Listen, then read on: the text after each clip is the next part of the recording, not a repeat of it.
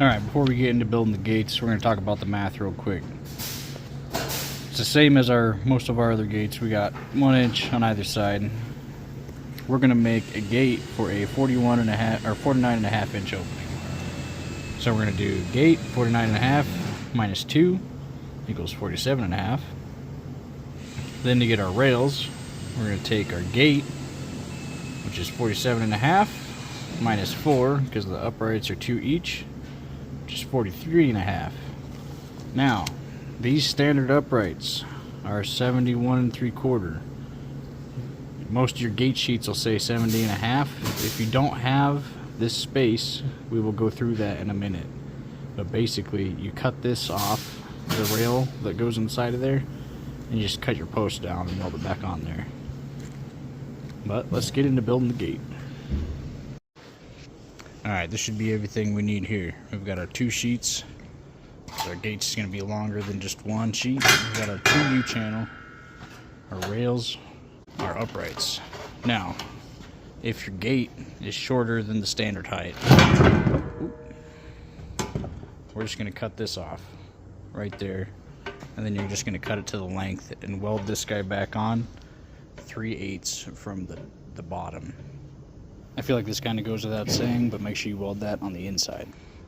Alright, and I got my sheets overlapped, making sure we got enough room for our gate.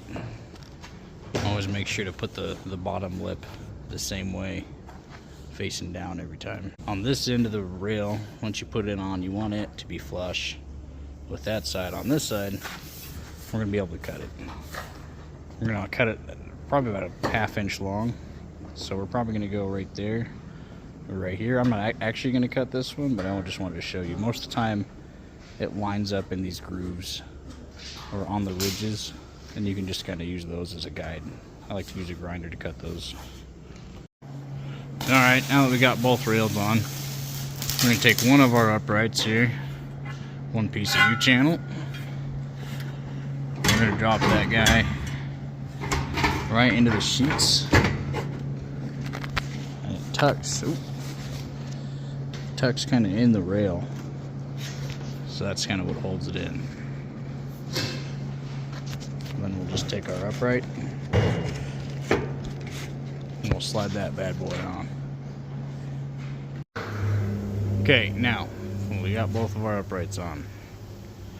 Getting these U-channels and the uprights on isn't really an easy task, but once you get to this point, you want to make sure that U-channel is sitting in that rail on all 4 corners. Now, I designed this table to have these big clamps going through it, to the bottom of it.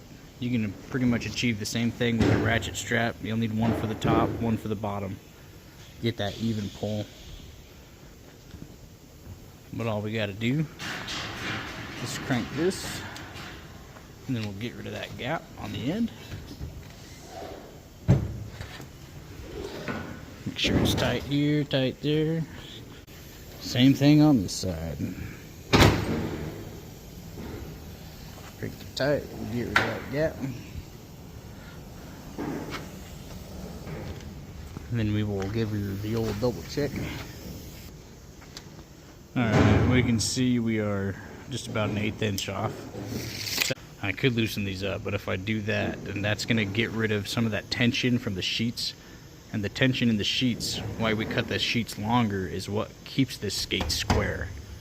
Because there's only that much going into that rail, right? So the only thing that keeps the skates from wiggling and moving around is that tension. From here, all we got left is you're just going to put 2 screws in each corner on both sides, right? 1 screw, 1 screw, 1, right in the middle. Try to make sure you don't go past that. I like to stick my finger in there. Like that ends right there. You got to make sure that grabs that steel.